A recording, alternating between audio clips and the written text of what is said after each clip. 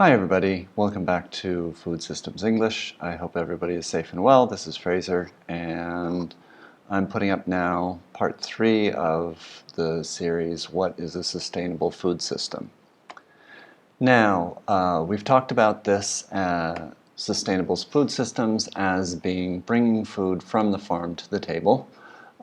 Just to point out, that is bread that I made. I'm going to put up a couple of actual food videos soon, and so you can see how I interact with the food system. Anyway, for today what I wanted to show you guys was a video. Now the link is here. This is a video regarding technology and innovation in agriculture coming out of the Netherlands, coming out of Holland. So go watch this video, turn on the closed captions if you need that, and then come back and I'm going to ask you some questions about it. Alright, welcome back. So, what does this video propose that will solve some of the problems facing farmers today? Some of the problems that we've looked at are lack of sustainable farming practices, monoculture, the use of chemical pesticides and fertilizers, and I really want to know what you think about the ideas that you see outlined in the video. The video is focused on the challenges for the food system in keeping pace with population growth, and it specifically asks the questions: how are we going to manage to feed 2 billion more people than live on the planet now? They bring up the fact that by 2050 we will have to produce all the equivalent of all the food which has been produced over the last 8,000 years. One way of doing it that they outline in this video is by increasing the efficiency and productivity per hectare. Now, this is one of those areas where we've discussed there being a trade-off between traditional farming practices, the idea of slow food, the way in which people have lost touch with where their food comes from and how it's produced. But if you look at the aggregate numbers in the Netherlands, through using these practices, they are producing 80 kilograms of product per square meter of land, as opposed to 4 kilograms per square meter of land in open field farming, like in Spain, for example, in this case.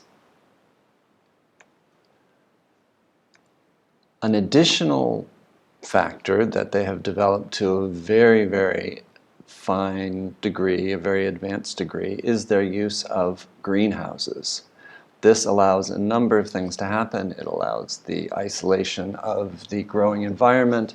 It allows the conservation of water and soil, and it eliminates the necessity for pest mitigation efforts.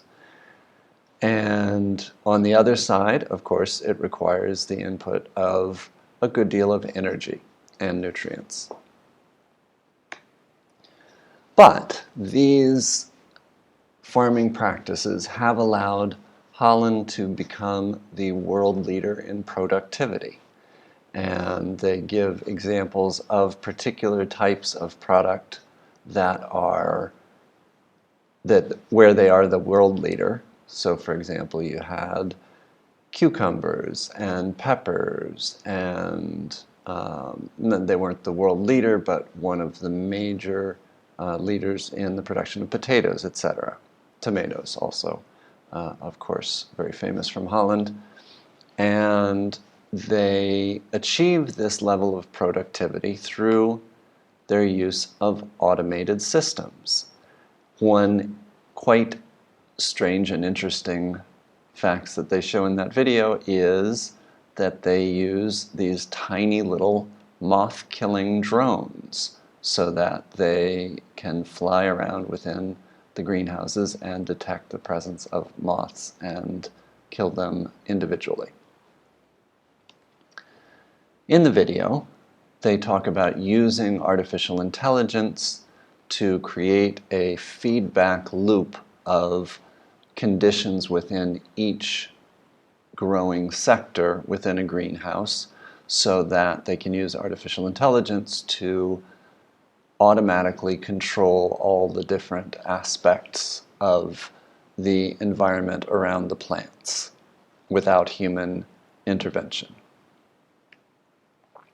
One of the things that allows them to do is to have a complete control of the growing environment. And this enables, for example, the production of out-of-season products and eliminates some of the shipping costs that occur in those areas when, for example, you are importing grapes from Argentina or Chile during the northern hemisphere winter and vice versa, many of which are shipped using transportation means which are entirely non-sustainable. Another funny little example that they give is looking at the water use throughout our daily lives. And one of the things that they outline is that for a cup of coffee, which seems like such a tiny little thing, what is its total water use?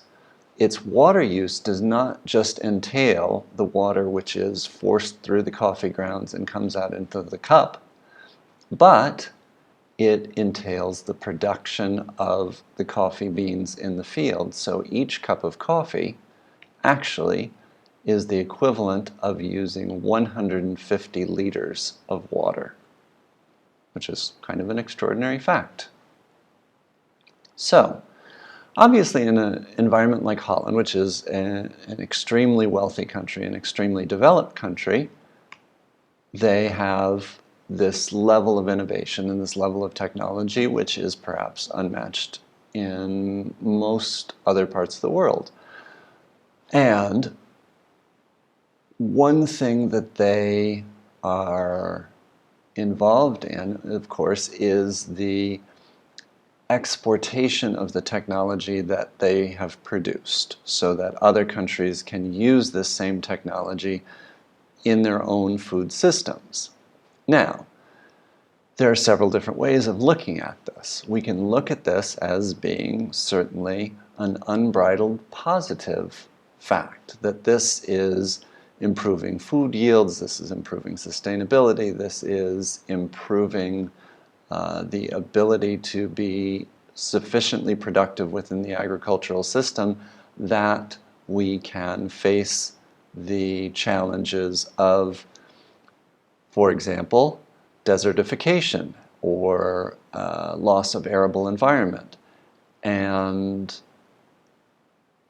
some other people might look at this as an example where developed countries are exploiting the labor and land of less developed countries for their own economic benefit, and we might call that neocolonialism.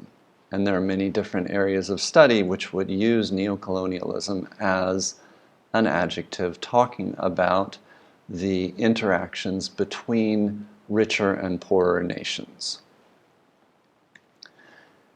What I'd like you to do here is I would like you to read two articles that will take these essentially different points of view.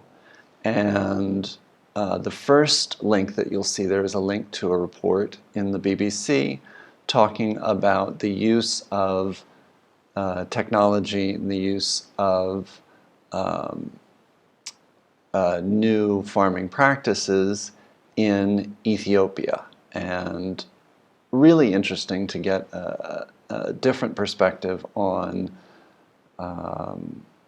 a country which obviously faces many economic challenges as well as political ones, and to see the new entrepreneurs and startups and the kind of work that they're doing in the sector of food systems. And overall, it's a quite positive report.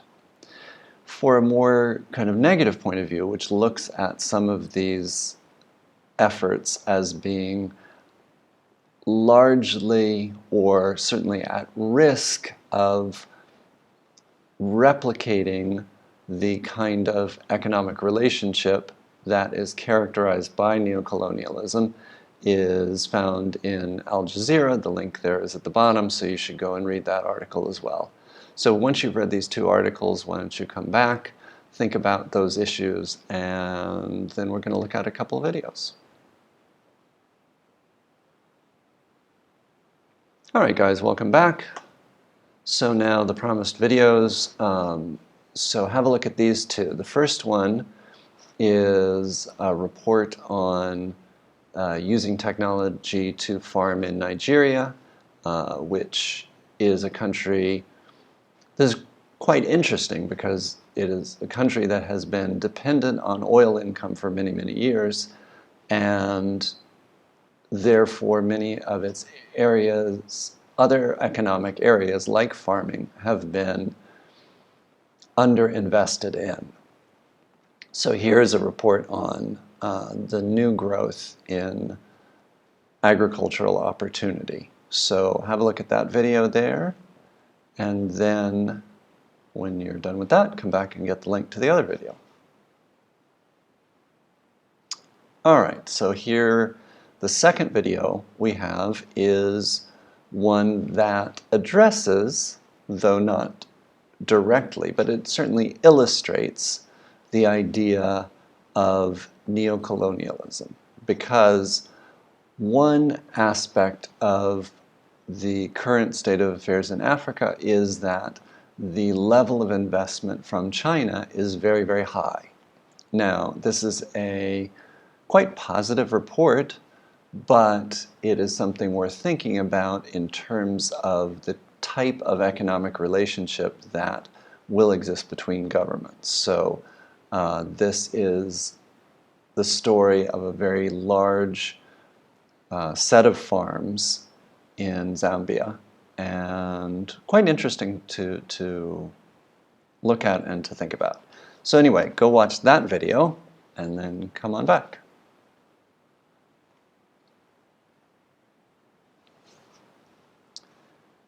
Welcome back, everybody. I would be very interested in hearing your reactions, so if you want to write something in response to this on the forum on our LE page, please do. I will look at those and give you some feedback. And then the other thing that I'd like you to do is do another little bit of work out of the Building a Sustainable Business workbook. So I'd like you to read page 31 and 32. The link to the book is there. I've given it to you in the last two lessons too. And what this section is doing is it is using a type of business analysis that you've probably been introduced to in some of your other courses, which is called a SWOT analysis. A SWOT analysis entails the consideration of all of the factors that go into a business or a particular market of a business. And it looks at the strengths, weaknesses, opportunities, and threats. So in many ways that asks you to look at the past performance, the present market circumstances, the competitive landscape, who are the other participants in that market sector, and the potential problems that could occur in the future. So this is a good opportunity as you use this to think about using the proper grammar in English and think about using past. Which forms of the past? Are you using past simple? Are you using present perfect? Are you using past continuous along with past simple? And then think about using the different future forms that we've talked about. So anyway, so use this worksheet to do a SWOT analysis of a particular market for a farm that you might know, Or if you don't know a farm, then just try to imagine one and use this as a case example. All right, so give me any feedback that you want on the forum and I'll get back to you. And for the meantime, I hope that you and your families are staying safe and healthy, and I'll talk to you soon.